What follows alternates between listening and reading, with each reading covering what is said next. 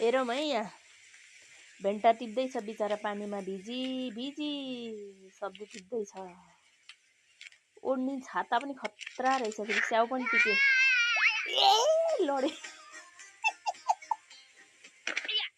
लुजा लडेको लडेको छ यार। आम्मामा सब्जी भित्तामा झुन्डेको देखियो भित्तामा के लाग्छ र। नुन हाले मोलेर पो राख्नुपर्छ। के बनाउने विचार गरे त? अदुवा कति मजाले काटेका, लसुन अदुवा सब मजाले काटे, मरमसला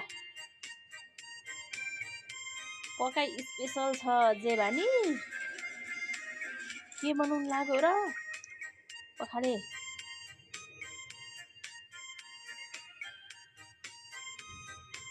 तेल हाले